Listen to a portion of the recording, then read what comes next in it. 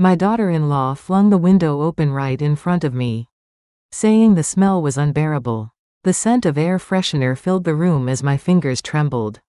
The warmth of the fried pancakes still clung to my apron, yet they covered their noses. I endured it over and over again.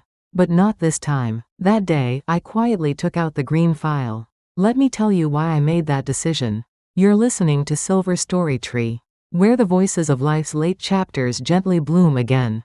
Subscribe, like, and turn on the bell to hear more heartfelt stories that grow with time. I heard the clicking sound of the digital door lock echo through the hallway. My grocery basket landed with a thud on the entryway floor. I stood there, frozen in place, as the familiar scene began to unfold around me.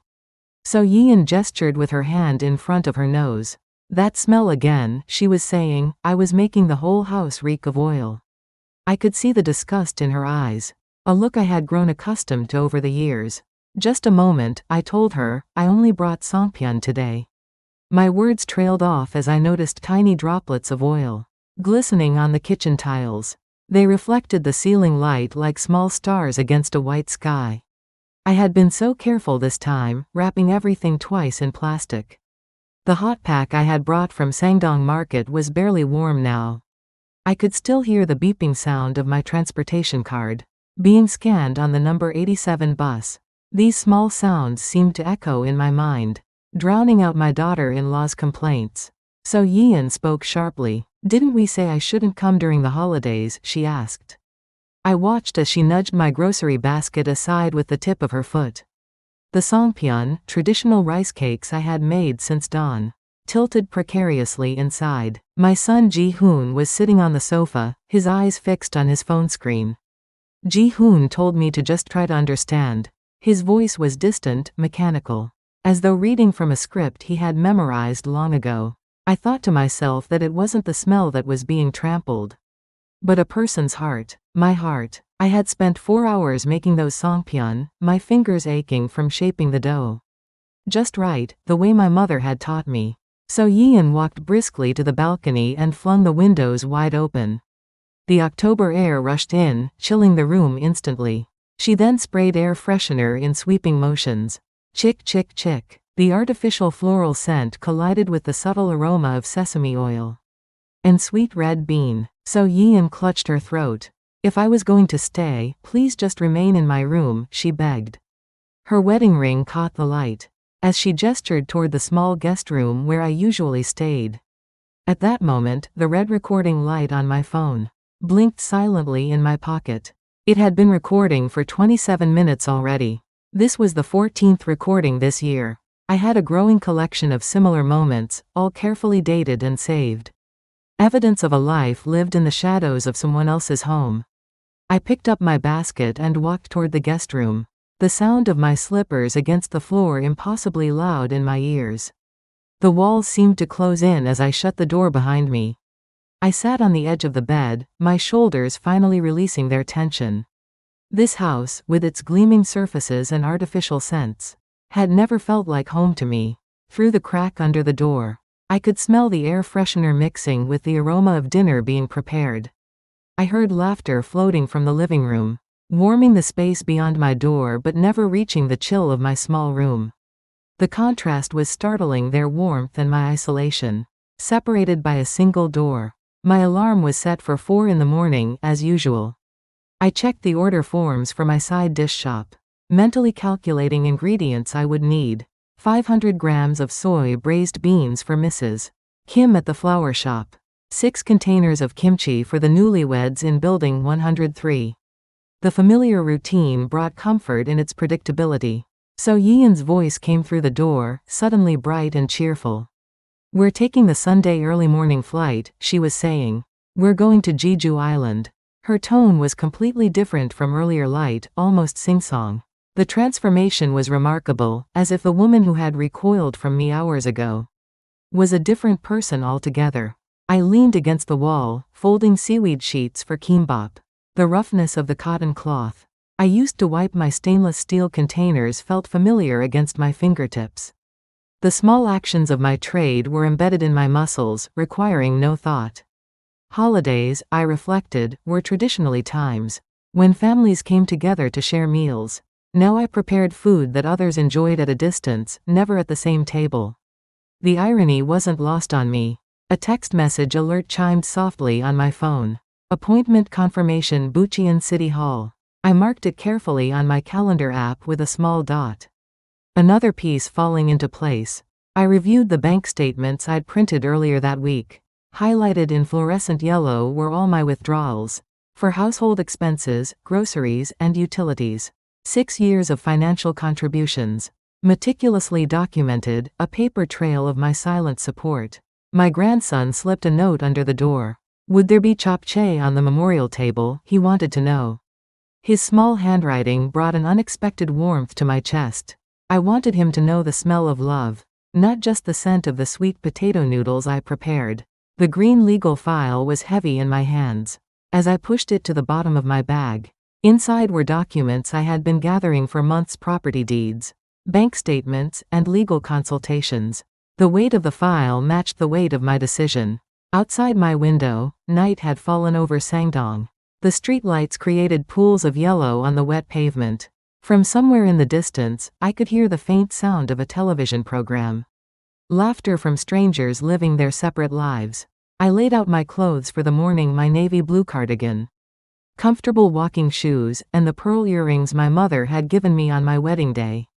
Tomorrow would require dignity. Tomorrow would require strength from me. The wall clock ticked steadily, marking time in a rhythm that had remained constant. While everything else had changed. I rehearsed the words I would speak to the real estate agent, to the bank teller, to the civil servant at City Hall. Each conversation practiced until the trembling left my voice. My phone lit up with a photo of my grandson at his school recital. His smile was so much like Ji-hoon's had been at that age. Before marriage, before So-yeon, before our family had become this fractured thing. I traced my finger over his face on the screen. Children grow up understanding family through what they observe. What was my grandson learning from watching his mother's treatment of me? What lesson was Ji-hoon teaching by his silence? Tomorrow, I would teach a different lesson. Tomorrow, the student would become the teacher. The sound of the front door, closing with a definitive click, echoed in the empty apartment. The house fell into silence, suddenly vast and empty. They had departed for their holiday, leaving behind the scent of perfume and the faint hum of the refrigerator. I listened to the sound of their car engine fading into the distance. I rose from my bed, my movements deliberate and unhurried. The time for hesitation had passed months ago. Now was the time for action. The green file emerged from the bottom of my bag, its edges crisp and professional. I laid it on the dining table. The same table where I had not been welcome to share meals. My fingers trembled slightly as I opened it, revealing neatly organized documents: property deeds, bank statements, and legal consultations. I dialed Realtor Kim's number, the keypad tones piercing the silence of the apartment. "Today, it's possible," I told him when he answered. My voice sounded different, stronger, more certain than it had been in years. The real estate office smelled of fresh coffee and printer ink. Realtor Kim Young-woo, a man in his early 50s with kind eyes and efficient hands, greeted me with respectful formality. We sat across from each other as he pulled up the property registry. Realtor Kim confirmed the ownership was solely under my name, Park Son-hwa. He traced my name on the computer screen. I nodded, having verified this fact multiple times over the past months. The house had been purchased with my savings from 20 years of running my side dish store. Ji-hoon and So-yeon had contributed nothing to the property that had sheltered them for 8 years. Realtor Kim explained there was no mortgage on the property. We could move quickly, he said. The stamp pressed against paper made a satisfying thunk sound. The sale agreement was straightforward: a cash buyer eager to close rapidly, a seller with clear title. I insisted on a special clause in the contract. A portion of the proceeds would be immediately used to purchase a monthly rental studio apartment. Realtor Kim raised his eyebrows but added the stipulation without comment. The Worry Bank Songnhae Station branch was quiet that morning. The security camera above the teller's window captured my image as I conducted my business. The bank employee, a young woman with efficiently tied back hair, processed my transactions with professional courtesy. The bank employee asked if I would like these funds in a separate account.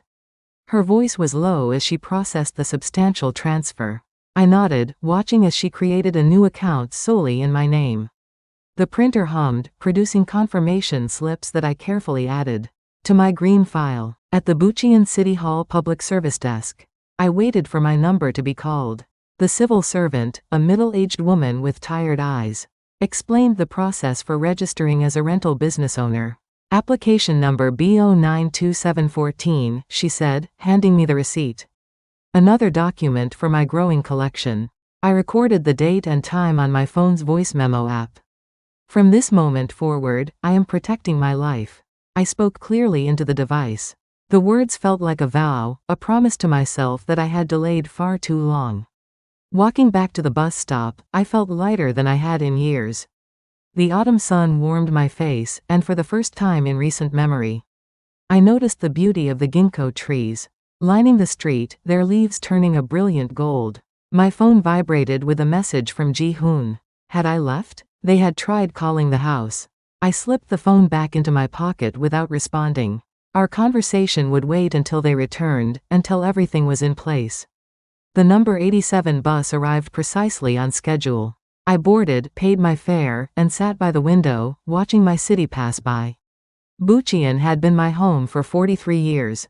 I knew its streets and markets, its seasonal rhythms and secret corners. Now I would know it differently as a woman who owned her decisions. The green file rested securely on my lap, holding the evidence of my resolve. The contract, the bank transfers, the application receipt, each piece of paper represented a reclamation of control. A step away from the humiliation I had endured. Tomorrow, they would return from their holiday, to discover that the ground beneath their feet had shifted. Tomorrow, I would stand before them not as a woman banished to a room because of her cooking smell, but as a property owner who had exercised her legal rights. The bus stopped at Sangdong Market. I disembarked, clutching my file close to my chest like a shield. Or perhaps, more accurately, like a sword.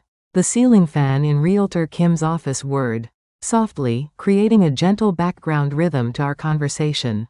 Outside, I could hear the afternoon traffic humming along the main street, occasionally punctuated by the chime of a bicycle bell.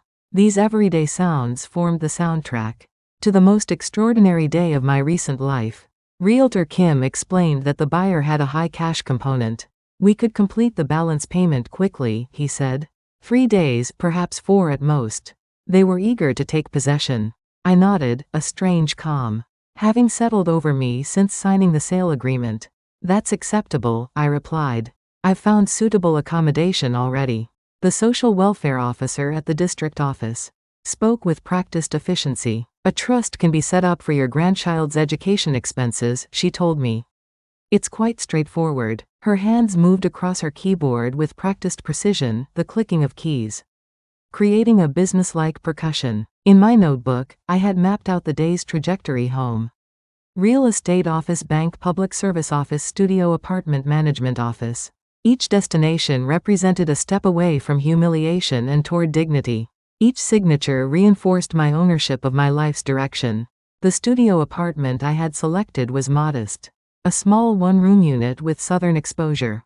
Standing on the stairway landing, I watched dust particles dance in the sunlight streaming through the window. There was something hopeful in that simple image.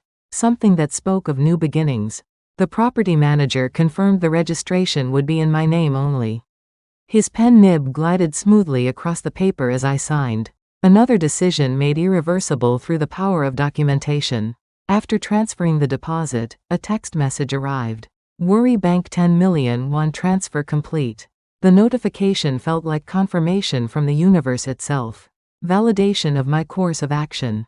Back at Realtor Kim's office, I reviewed the draft of a certified letter that would detail my years of financial contributions to the household and include recorded incidents. This isn't strictly necessary for the property transfer, Realtor Kim noted, but it provides context should questions arise later. At the trust consultation, the financial advisor explained the mechanism clearly. Monthly automatic transfer of 300,000 won, with me as the sole authority to terminate the arrangement. My grandson would have access to the funds only for educational purposes. And only when he reached university age.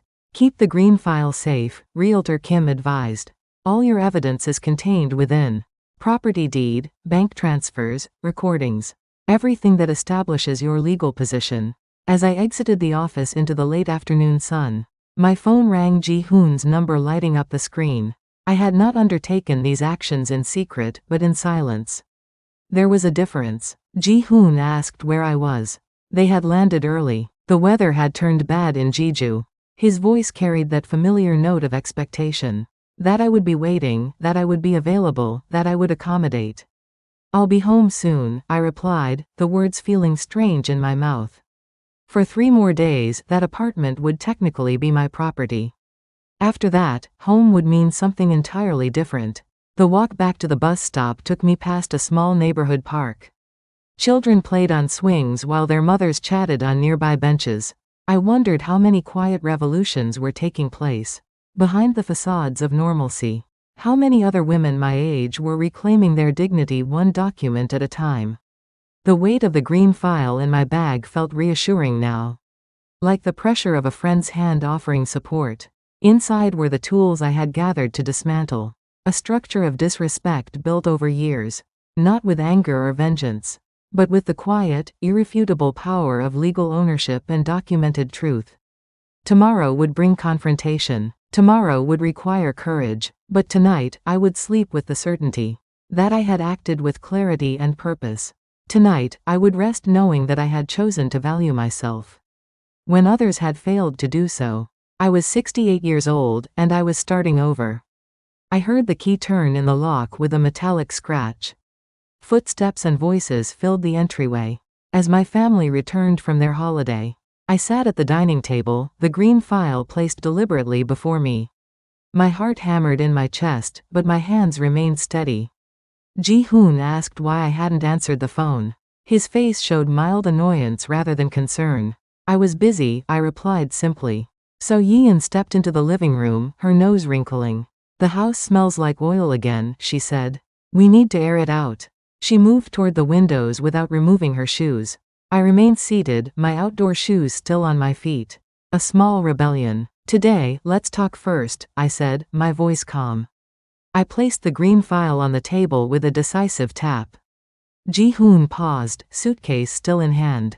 So Yeon turned from the window, questioning. I pressed play on my phone. So Yeon's voice emerged clearly. Didn't we say you shouldn't come during the holidays? Her face drained of color as her words filled the room. Next came the bank statements highlighted in yellow. 6 years of grocery money, utilities, repairs. All from my account, I told them, laying the papers on the table.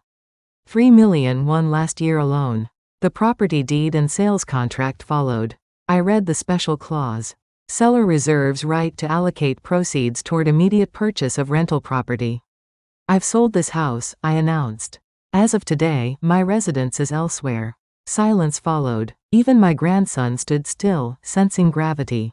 Ji-hoon's face cycled through confusion, disbelief, and realization that this was an announcement, not a negotiation.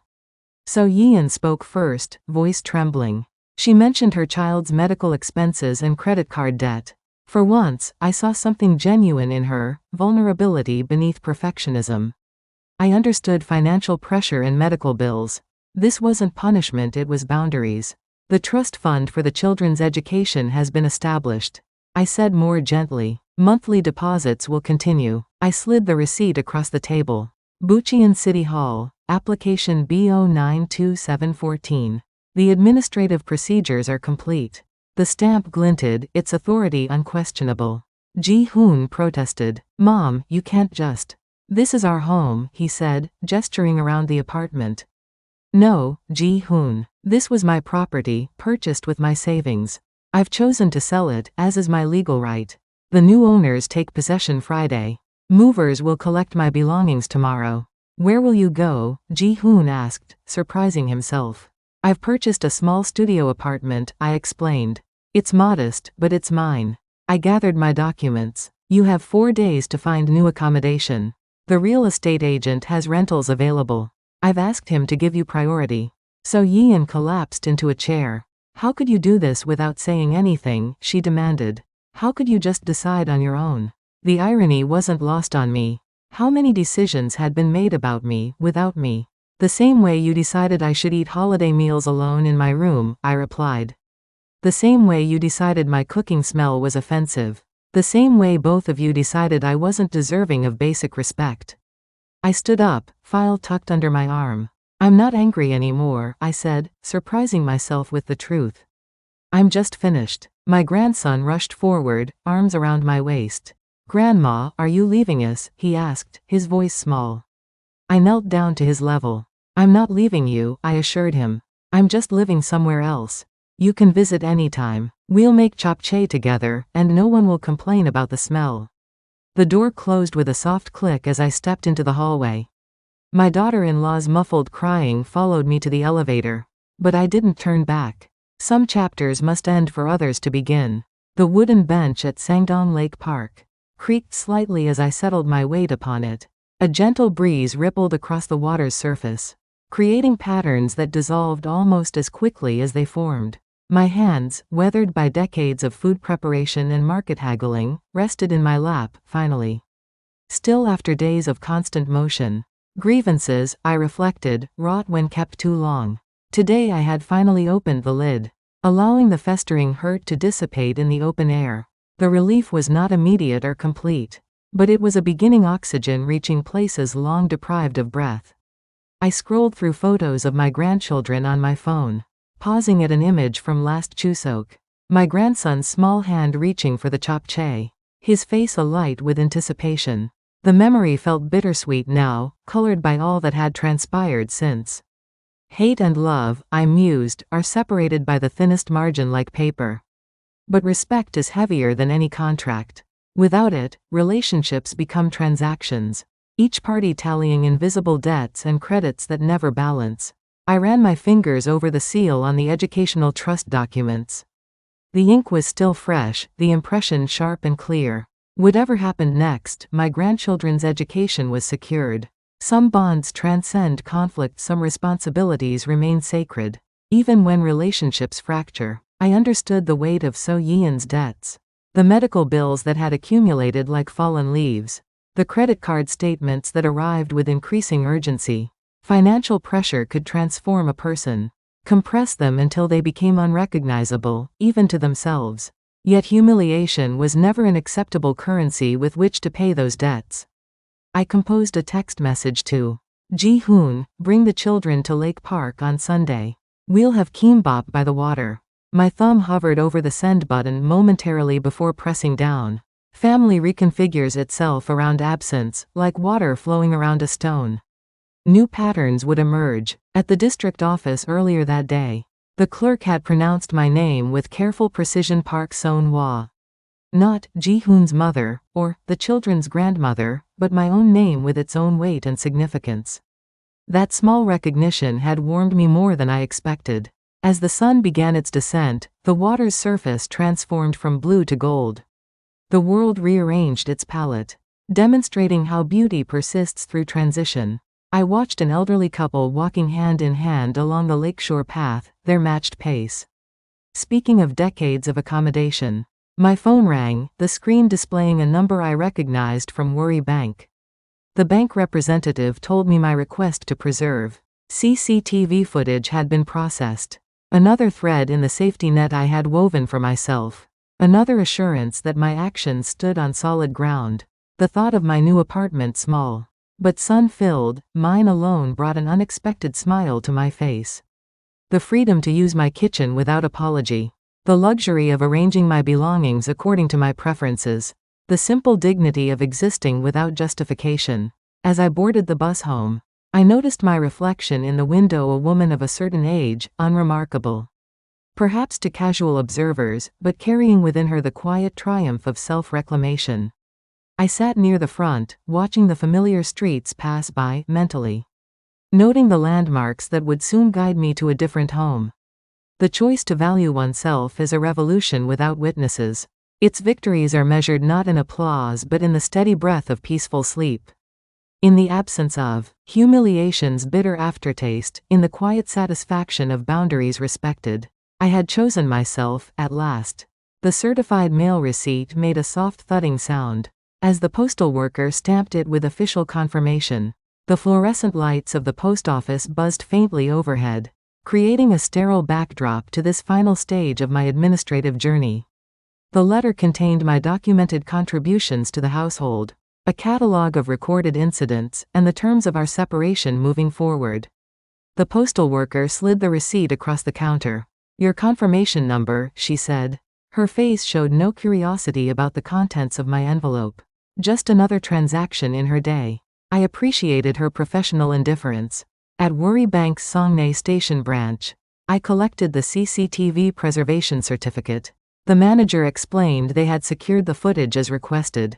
It will be available should any questions arise regarding the transactions. Another piece of evidence safely gathered, another support beam in the structure of my new life. The business registration certificate for my rental property. Income arrived with unexpected efficiency. The tax official explained the monthly reporting requirements, the appropriate forms, the deadlines. I took careful notes, understanding that independence required diligence. My phone chimed with a message from the real estate office. Final payment completed, property registration transfer submitted. The apartment that had been my home was now legally someone else's. I felt a momentary twinge. Not regret exactly, but acknowledgement of a significant ending. The trust contract for my grandson's education was finalized with satisfying clarity.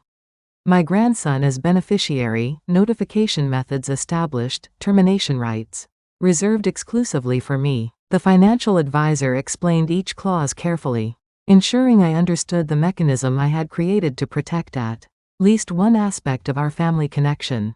Ji-hoon and So-yeon had requested a meeting, which I agreed to at a neutral location.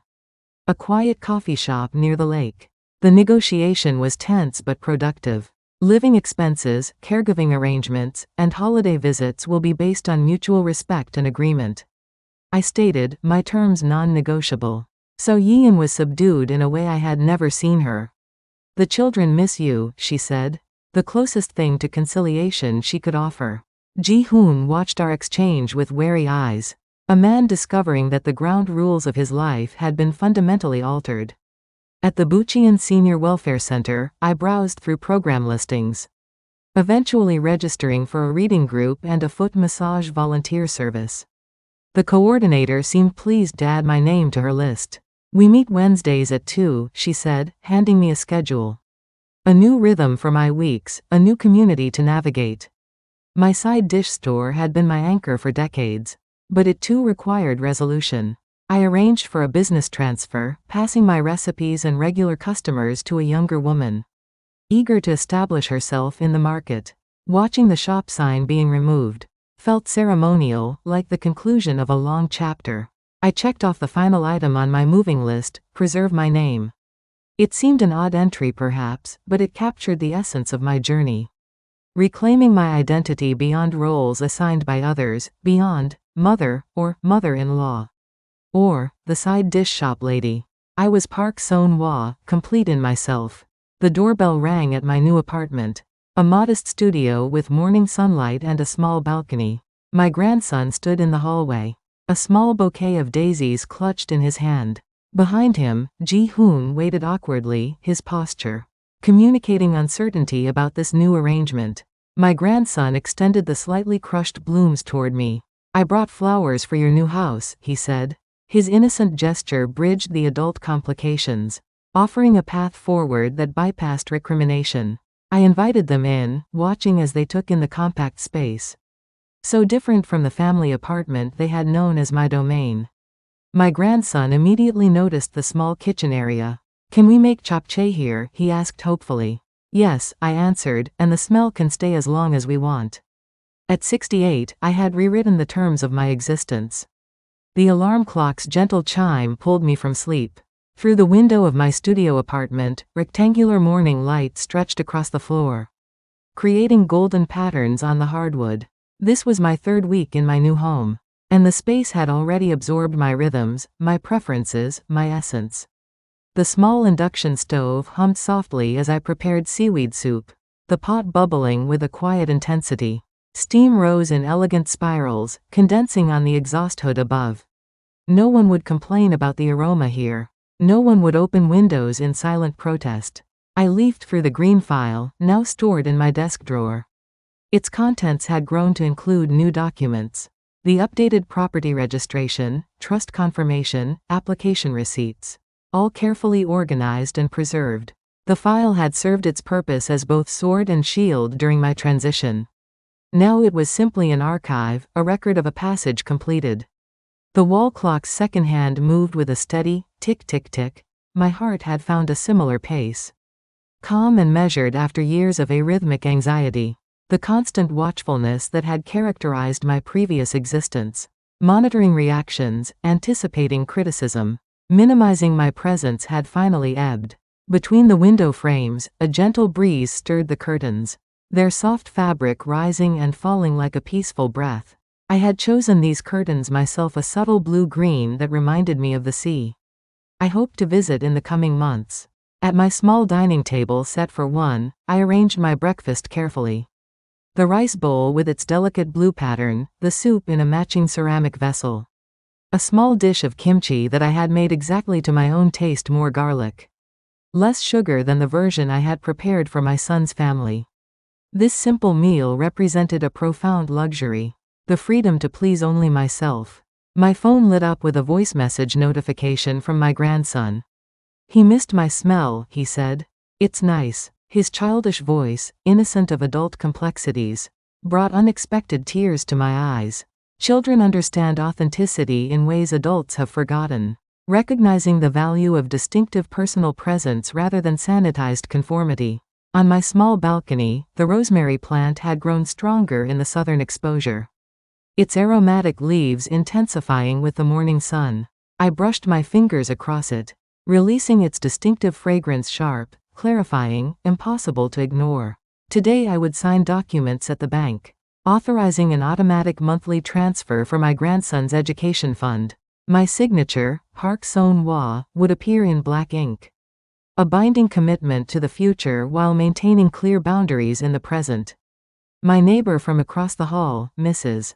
Lee, had invited me to join her walking group. 6 of us, all our age, she had explained. We go around the lake every Tuesday and Friday. The possibility of new friendships, relationships uncomplicated by family dynamics, felt like an unexpected gift. Last Sunday, Ji-hoon had brought the children to visit. So Yeon had remained in the car, not yet ready for this new reality. I understood her reluctance. Change is difficult, pride more so. Time would determine whether our relationship could find a new equilibrium. The children had explored my small space with curious delight, marveling at the efficiency of my compact kitchen. The view from my 4th-floor window, the absence of house rules about shoes and noise levels. "It's cozy," my granddaughter had pronounced, bestowing her highest compliment. Ji-hoon had seemed uncomfortable, his eyes constantly measuring the dimensions of my new life against the one I had left behind. "Do you need anything?" he had asked. Repeatedly, unable to comprehend that this reduction in square footage represented an expansion of my spirit. "I have everything I need," I had answered truthfully each time. The supermarket manager on the corner now greeted me by name. "Mrs. Park, we have fresh pollock today," he would call out. This simple recognition, being known as an individual, rather than an extension of someone else's household, brought unexpected joy.